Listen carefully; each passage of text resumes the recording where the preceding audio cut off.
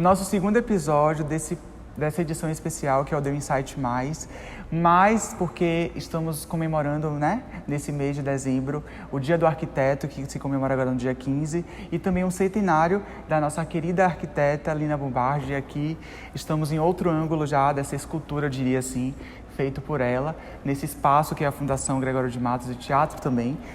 E meu segundo convidado é ele, também arquiteto e presidente do IAB, Instituto dos Arquitetos Seção Bahia, Luiz Antônio de Souza. Luiz, eu queria que você, o senhor, né, falasse um pouco sobre quem é Luiz. Luiz Antônio de Souza. Conta aí pra gente. Olha, primeiro agradecer a gentileza do convite, também parabenizá-lo por essas sessões, né, essas exposições durante esse período aí tem o Dia do Arquiteto, mas na verdade é uma semana comemorativa que se estende, né? E isso é muito bom.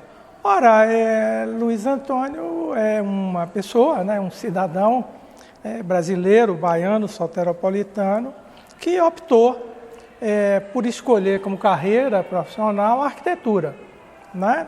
Se você me perguntar se eu me sinto satisfeito, né, a essa altura dos cabelos brancos, eu diria que eu estou muito satisfeito. Não sei se escolheria de novo a arquitetura, porque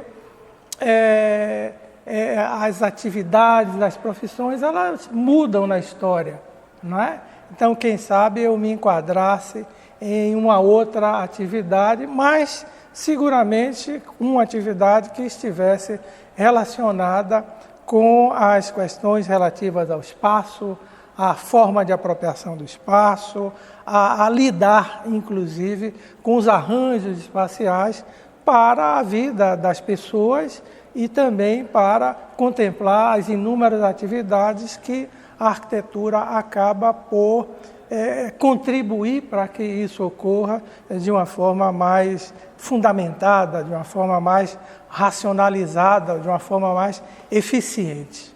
Perfeito. E o senhor citou os cabelos brancos. Eu acho que cabelos brancos são histórias, né? Eu já tá os meus também aparecendo aqui. Eu já estou contando eles como história, né? Diria assim também. E eu queria saber como a arquitetura entrou na sua vida. Foi algo que veio até você, ou foi algo que você realmente sempre buscou isso, sempre falou, não, eu quero voltar para essa área? Como foi esse processo? Bom, a seleção, né, de uma carreira, que a gente prefere assim dizer, fez vestibular, né, que é uma opção que você faz muito jovem ainda para uma carreira profissional, e quando a gente acerta, como é o meu caso, isso é muito bom. Quando não acerta, é uma situação que não é nada desesperador, porque a pessoa muito jovem ela pode procurar outros meios, opções, né? E etc. Veja bem, a minha escolha pela arquitetura, ela tem a ver, primeiro, com um fator. Eu sempre despertei interesse pelas questões relativas à engenharia, né? à edificação, né? Mas, naquele momento, né, de escolha, de uma busca, não é, de uma identificação vocacional, eu não me senti engenheiro, né? Porque, ao lado das questões que me atraíam, como geometria, matemática, me atraía também o mundo das ciências sociais, né? Da história, principalmente da história, da sociologia, da antropologia. E aí acabei me escolhendo, né? Vamos dizer assim, vocacionando para a arquitetura. Que, na verdade, todas essas suas áreas que você citou faz parte do processo de você como profissional de arquitetura, né? Do seu como profissional de arquitetura. E é interessante isso, ao longo desses processos, né, que eu venho fazendo o projeto do Insight, eu observo que nós, profissionais da arquitetura, somos diversos. A gente não está focado só em um projeto em si, a gente está focado em outros contextos que faz parte do social, como o senhor falou também. E como você, o senhor, gente, eu tenho que aprender a falar senhor. O senhor, como presidente do IAB, como foi que chegou até você o convite, ou como foi esse processo de ser, né, um presidente do Instituto dos Arquitetos do Brasil? Olha que honra estar aqui com ele também. Da Bahia, né? Da Bahia, Veja só, a trajetória profissional, ela precisa estar acompanhada, pelo menos no meu modo de entender, de uma participação não só na vida da sociedade, como também vamos chamar assim, na vida do exercício profissional, né? E o exercício profissional, ele se efetiva de forma coletiva, né? Então, saber as dificuldades, né, que são enfrentadas, não individualmente, mas as dificuldades enfrentadas coletivamente para o exercício da profissão. Por exemplo, hoje, sem dúvida alguma, a arquitetura, né, o arquiteto, ele tem uma inserção social importante e seguramente uma boa parte da sociedade sabe qual é o trabalho do arquiteto, mas nem sempre isso foi tão claro, né? Então, somente esse exercício de você estar debatendo, discutindo com outros colegas, ajuda a que também se abra o campo profissional. Perfeito. Tá? Então, claro que a minha condução, né, na verdade, pela segunda vez, a direção do Departamento da Bahia, ela não foi nada pré-determinado, né? É um processo que é socialmente construído. Sim. Não é? Às vezes você se destaca no sentido de buscar a síntese dos problemas, né, que estão em torno da nossa atividade, e eu acho que isso ajudou, né? Depois eu tive também um percurso como professor na Faculdade de Arquitetura, ainda jovem, da Universidade Federal da Bahia, ainda jovem, e sempre procurando discutir a questão da formação profissional, do exercício profissional, e com isso cheguei a escrever algumas coisas, né? Então essa aproximação, ela pode ter ajudado a esse caminho assim de chegar ou de estar na presidência do departamento hoje, né? Depois retornando à presidência depois de um tempo, né? Quando eu tive na direção do Instituto no final dos anos 80, né? E claro que nesse longo período, né, as coisas mudaram, né? As coisas, por um lado, muita coisa se resolveu, muitas situações foram facilitadas, por outro lado, muita coisa nova surgiu, né? Entre as coisas novas é um crescimento fantástico no número de profissionais graduados em arquitetura, né? Então nós temos hoje praticamente 37, né, 36 escolas de arquitetura, ou seja, núcleos superiores de formação no campo da arquitetura, mas nós temos um mercado profissional que ele não acompanhou essa elasticidade da formação, né, da abertura de cursos e inserção de novos profissionais no mercado de trabalho. Então, isso é algo que nos preocupa enquanto dirigente profissional, mas, por outro lado, nós sabemos que a sociedade funciona dessa forma. Sim. E entender também, o senhor falou dessa questão de como chegou até ser o presidente, desses processos, né, que de uma certa forma o senhor buscou também por isso. E é muito importante a gente entender que de quão é importante esses processos, né? Essa construção do que se acredita, de talvez defender, acho que você defendeu muitas causas, muitas coisas, né, nesse processo, chegar onde chegou, e também essa questão de tantos arquitetos, né, sendo formados aí, e não tem, talvez, é muito grande, é uma magnitude maior dessa proporção de profissionais, e entender que também cada um tem sua vertente, pode buscar sua vertente, cada um pode buscar seu diferencial também, porque às vezes assusta, né? Pô, eu vou ser mais um no mercado. Não, você pode ser um diferencial. A gente, também nos outros projetos, a gente cita muito isso, que não necessariamente você precisa focar só em um determinado tipo de coisa, mas sim você pode buscar outros caminhos, né? Experimentar outros caminhos. Às vezes você está muito novo também, quer, né, focar em algo, mas que esse processo seja muito importante também. Exato.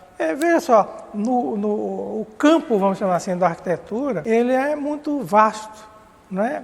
Ou seja, dentro da própria formação geral, há possibilidades de você caminhar por diversas, vamos chamar assim, construir diversos caminhos, não é? Que respondem um pouco ao próprio desdobramento da atividade.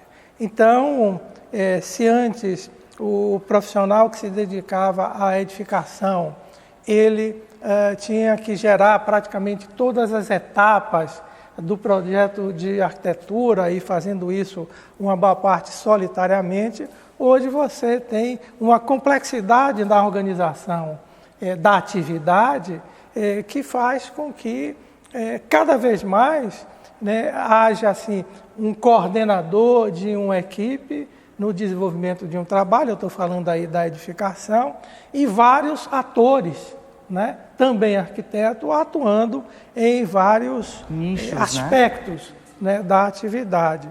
Então, a própria valorização de determinados aspectos da arquitetura também produziu isso, né? Então, a iluminação, tem profissionais dedicados à iluminação, à acústica, né? Para não falar de interiores, né? Vários profissionais atuando. Que dentro do interiores, desculpa interromper, tem vários outros segmentos. Você tem um grande segmento que é um interior dedicado mais ao campo empresarial, né?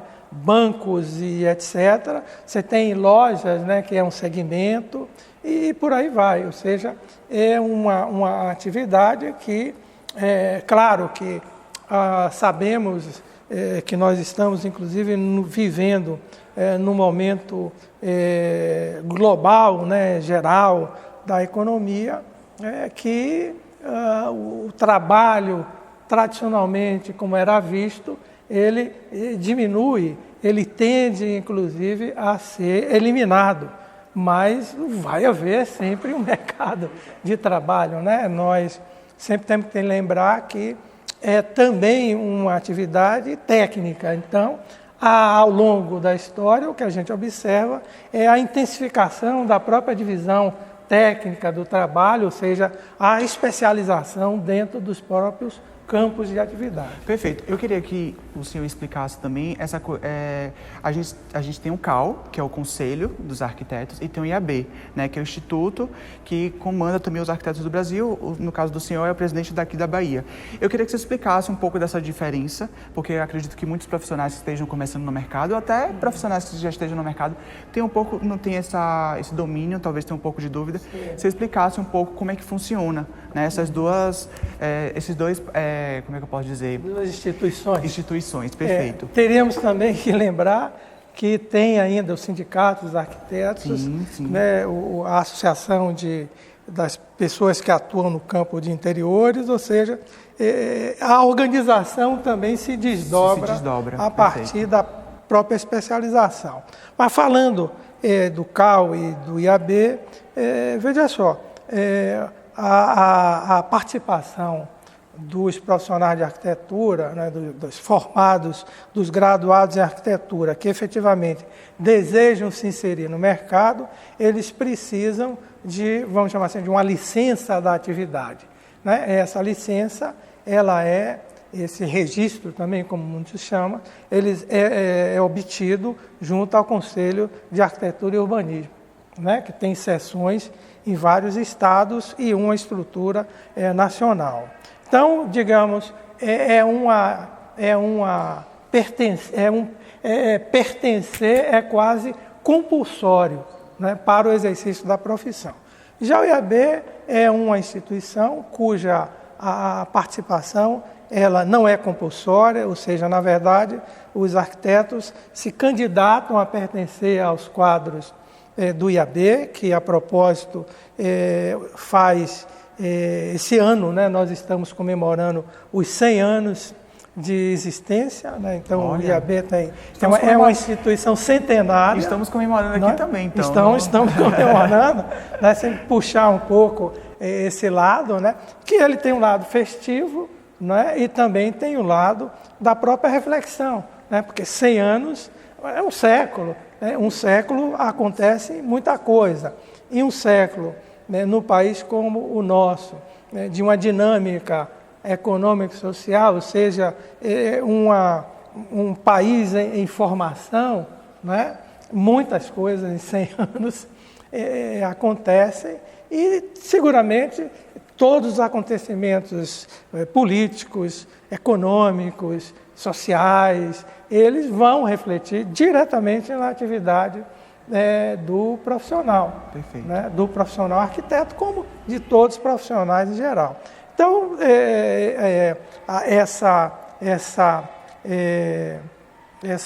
essas duas instituições, elas representam um segmento, né? Como disse, é necessário a inscrição para exercer a atividade, e outra tem um papel, que eu diria, um papel muito mais da reflexão, da análise, do acompanhamento, inclusive, do desenvolvimento da profissão e como também sempre está atento às novas perspectivas históricas, porque nós não podemos ficar pensando a atividade da arquitetura como ela é hoje, né? Nós estamos sempre precisando estar assentado no que ocorre hoje, mas de olho no futuro. Perfeito. Né? Porque a construção da profissão, ela se efetiva com o olho no futuro, né? O olhar para o futuro. Como ele citou aí, né, essa questão de ter conselhos do Instituto, né, dos arquitetos também, estamos comemorando nesse mês de dezembro o Dia dos Arquitetos e também Dia do Engenheiro. O senhor citou do engenheiro, né, da engenharia, a gente também está comemorando esses dois profissionais que se complementam de alguma forma. Exato. Eu queria que você, como arquiteto, o senhor como arquiteto, defendesse, né, nossa classe de arquitetos, já que estamos comemorando essa data tão especial para nós também, né? Essa importância de ser arquiteto, do ser arquiteto, e que às vezes é muito tabu ainda, né, essa profissão. Eu queria que o senhor falasse um pouco sobre isso. Olha, eu acho, até situei um pouquinho isso, mas foi muito assim, en passant, vamos voltar. Eu acho que a sociedade hoje, no geral, né, ela já compreende o papel, né, a importância do arquiteto. Acho, inclusive, que se esse papel, se essa importância já existia em certos segmentos sociais, hoje isso generaliza. Não é? Eu tive uma experiência assim, muito curiosa quando foi aberta ao público, ou inaugurada, aquela intervenção da Prefeitura Municipal em Amaralina.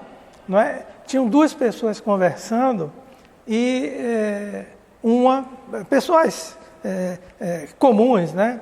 E uma estava falando, olha, é diferente aquela intervenção que se fez em tal lugar, dessa intervenção. Você veja que aqui o arquiteto era muito bom.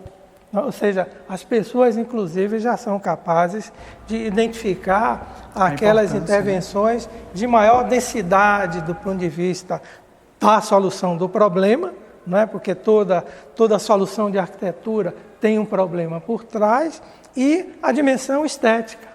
Não é? A dimensão, inclusive, ambiental. Então, eu acho que a sociedade hoje lida com os aspectos técnicos, mas também isso está atrelado aos aspectos estéticos, ambientais e também éticos. Tá? Então, com isso, há uma identificação do trabalho do arquiteto. Claro que, lamentavelmente, muitas vezes nós encontramos certas resistências, né? Que o trabalho do arquiteto é caro, esse tipo de coisa que não se sustenta, mas que atrapalha e que muitas vezes envolve sentar e longas conversas Perfeito. para demover essas ideias. A atividade, a arquitetura, ela em todos os seus segmentos ou todos os seus campos, tem uma coisa muito particular, né? Eu não posso fazer algo, né, e depois chegar à conclusão que não ficou bom e demolir. Né?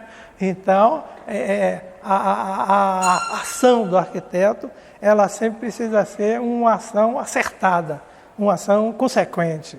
Né? Então, por isso, muitas vezes, a surpresa de algumas pessoas, né, do número de estudos que são necessários até se apontar para uma ou outra solução arquitetônica. Perfeito. E o senhor que tem aí, né, uma bela bagagem, né, um processo riquíssimo, o que o senhor espera daqui para frente na arquitetura, na humanidade no geral? Conta aí para a gente o que você imagina ou espera, né? A gente tem que esperar, na verdade, claro. Né? Veja só, a primeira coisa, assim, como cidadão, eu espero que apontemos cada vez mais para buscar, com a arquitetura, no que cabe à arquitetura, resolver, né, apresentar, sugerir e propor uma melhoria nas condições do habitat. Né? E aí eu estou ampliando um pouco, não é só ter um projeto que resolva bem o que tem que resolver, mas também que isso tenha uma inserção no ambiente adequada. Nós sabemos que